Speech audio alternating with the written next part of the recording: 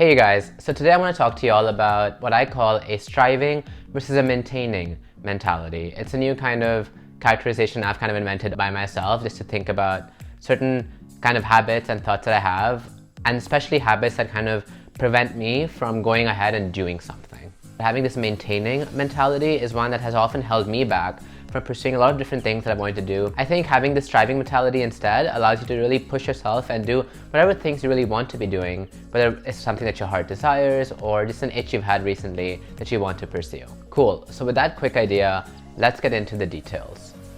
I've found that whenever I try to protect something, defend something, especially preserve something, I suddenly limit a lot of my degrees of freedom in terms of the things I think I can do or should do, and then life almost immediately becomes a little less joyful. I'm no longer working towards something, building something new, learning and evolving. Instead, what I'm doing is really just preserving and maintaining what I already have. In my experience, this process of maintaining this rather defensive role is a lot less fulfilling and actually a lot more exhausting than striving and going for something new.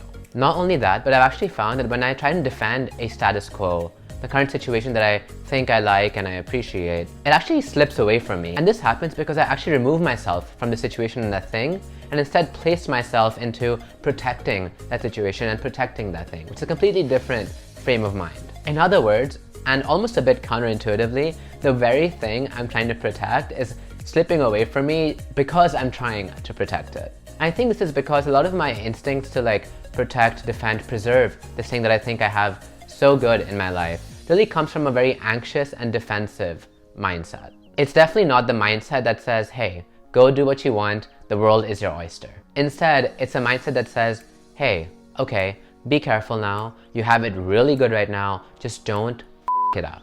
If you've ever heard in movies or books this one, I guess pretty common line that says, if you love something, you've got to let it go. I think that actually applies very well, even reflexively, to ourselves. What I've found is that if I do love something, I have to let it go in the sense of not being afraid of losing it one day, but instead just enjoying it in the moment, accepting it for what it is, being happy that I have this for as long as I do, but then not having it sort of constrain me and restrain me from doing other things I want to do in my life because I'm afraid that I might lose it because of whatever else I'm doing.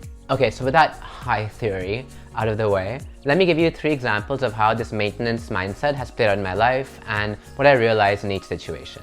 Number 1 was, and this happened a few times where I've tried to preserve a kind of relationship or a friend group in my life, but the way to do that was really by not being my true self or the person I had grown to become. I was no longer sure if the person I was being friends with or the friend group I had would appreciate the person I'd sort of grown into.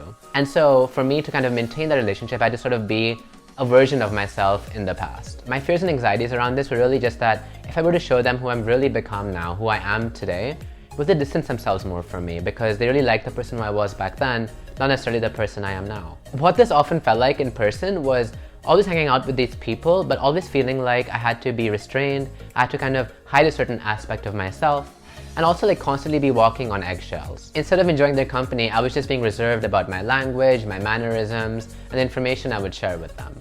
I was no longer living in or enjoying that relationship or that friendship, but instead playing this role of the preserver, trying to save whatever it was just as it was. The second instance was buying a luxury item and then being constantly worried that it's gonna get damaged whenever I use it by the sun, rain, air, sweat, even my breath, apparently. First of all, side note, but hey, if I'm buying a backpack for multiple hundreds of dollars, the least I should be able to expect is that it's not gonna get damaged by simply existing on this planet. But anyway, the bag was cute and here we are. But yeah, when I was super conscious about maintaining the longevity of this backpack, I was always afraid whenever I was using it. I was afraid of setting it down on the park, on the ground, being like, will the dust destroy the bag?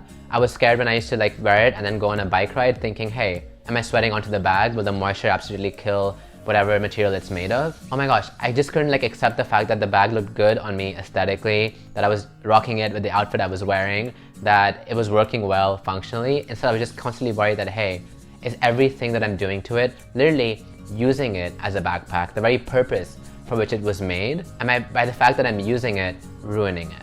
A third situation was thinking I need to preserve my current lifestyle, that I really like the habits and things that I do now, and I just would not want to see them go. And so this would make me question basically every activity I would do, every risk that I would take, thinking, by doing this, am I risking one of my most joyful activities, which is doing a Sunday bottomless mimosa brunch with my friends. Okay, sometimes she gets to be a little basic, accept it, and move on. But the thing is, when you're trying to ask yourself, hey, does doing this have a risk to my lifestyle? I can promise you that your brain or your mind will be able to creatively think about a way that that's possible. I mean, even something like crossing the street can become a risk. Oh my gosh, will crossing the street affect my lifestyle? What if, just as I'm crossing, this crazy driver just comes, speeds through, skips a red light and hits me? You know? Anything can happen. It's really just about whether you're willing to live in this kind of mindset, this defensive mindset, where you're constantly worried about losing these specific things in your life and actually having that prevent you from doing other things that you want to do, and even maybe like enjoying the very thing you enjoy, you're trying to protect itself.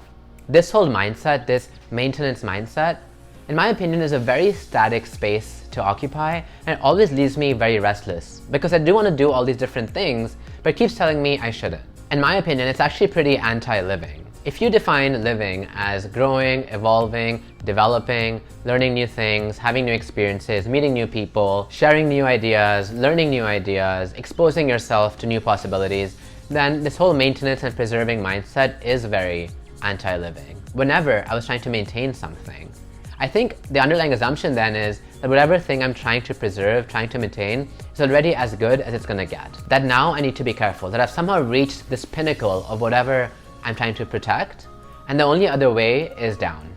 In my opinion, this is a pretty myopic and foolish way of thinking. At face value, and if you're being short-sighted, I think this kind of mentality can come off as being practical, realistic, careful, even responsible. But in the grand scheme of things, you have one life to experience all these different things, to discover all these different aspects of your infinite self. To limit yourself because you think that just what you have right now is good enough, or what you're doing right now is good enough, that's pretty lazy. It's boring. And as I've said before, it's anti-life. Imagine at the age of 25 or even 45 in the future, thinking that whatever you've achieved so far is so incredible, so amazing, that it'll prevent you from striving for something more. Apparently, I'm so terrified that losing this thing will significantly affect my joy or my happiness in the future. Honestly, I'm super grateful that I haven't experienced anything in my life so far that I'm so anxious about protecting, even though sometimes my mind has tricked me into thinking so. While I'm enjoying my bottomless Sunday mimosa brunches with my friends, in the moment I'm thinking, damn, this is so good. I just love this moment I'm in. I love the friends that I have. This is just the best, amazing, most incredible time of my life. And that's a good thing to feel, obviously. That's a really, really good thing to feel, and you should appreciate those moments. But I think it's a problem if I'm thinking along the lines of, hey, this is really good, which means I should protect this with all of my effort and just make sure it never falls apart. Nah, that's a pretty limiting belief. Instead, I'm really actually hoping to grow into a new mindset where I'm thinking, hey, this is a really fun time. I'm having a great time. I'm just gonna enjoy this. I'll keep making plans for this in the future. If they fall apart, fine. I'll find something new that I love. If they continue happening, that's cool too. But sort of not trying to grasp and claim these moments and trying to keep maintaining them, and in the process kind of losing sight of why I enjoyed them in the first place. Finally, I do want to clarify one thing. Okay, maybe two things. I'm not saying that it's not good to be satisfied. It's amazing to be satisfied. And I'm also not saying that you should be growing unsustainably. First of all, in terms of sustainability, this is just a blanket opinion over all things. I just think all growth should be sustainable, should have sustainability in mind. At every level, individual, community, neighborhood, society, country, the planet, every level. Unsustainable growth is the world's biggest misnomer. There's no such thing as growing unsustainably. It's just called being reckless. It's about destroying everything in your wake and also just borrowing constantly from the future in terms of time and resources so you can have some kind of pleasure in the present. That's not what I'm about. That's not what any of this is about. And what this also means for me personally is that whenever I'm striving for something new, I will make sure to check in with myself and keep pace so that I can accelerate and decelerate whenever I need to so that I don't go through any kind of burnout. Number two, it's great to be satisfied. From all the philosophy I've read, I'm pretty confident that actually being satisfied is a prerequisite to having a joyful life. And I mean, you could be reading a lot of philosophy, religion, behavioral economics, or even psychology, and you'll actually learn that you actually don't need too much to be truly satisfied. When I say striving for more, it doesn't come from a place of feeling deficient or lacking in where you are already. It's just wanting additional new experiences and new things for the sake of experience and not because you're unsatisfied with where you already are. And in fact, I actually think that if you are truly satisfied, you can switch from having a maintenance mindset to a striving one even more easily. because you're not trying to constantly protect each little thing you have in the world, because all those things don't really matter that much to you. You're confident that you can be happy with little. You won't try to protect that luxury item, that luxurious habit, the current lifestyle, whatever it is. It'll suddenly just expand all your degrees of freedom by so much more. I mean, you can just live freer and go for whatever it is that you want without being afraid, without having that baggage of worry of losing something that you think you're risking, even if you do end up losing it.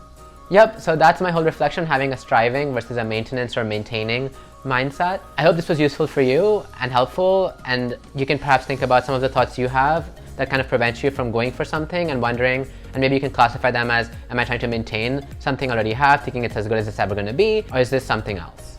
Ever since I've sort of been adopting this striving mindset more and more, I've already seen a lot of changes in my mood, also in how readily I accept a new challenge. In my opinion, life is just a lot more fun when you don't have a 100-pound baggage weighing in your head of things that you think your happiness is kind of dependent on. Instead, you're focused on the new venture, the new adventure, the new friends, the new connections, the new experiences, the new things, whatever it is. Things you wouldn't have experienced, seen, felt otherwise if you would have thought that you would be losing something along the way, something apparently you treasured so much if you had done that. Cool, so if you watched the video so far, then thanks for watching. I'm really curious about your thoughts around this striving versus maintenance mindset. I'd love to hear about them in the comments below and we can discuss. Also, if you like this video, give it a thumbs up. It's really encouraging to me. If you like this kind of content, want to see it more weekly on your feed, then subscribe to my channel and then you can basically know when my next video is up. I post a new video every week. Great, so thanks again for watching and then I'll see you all next week.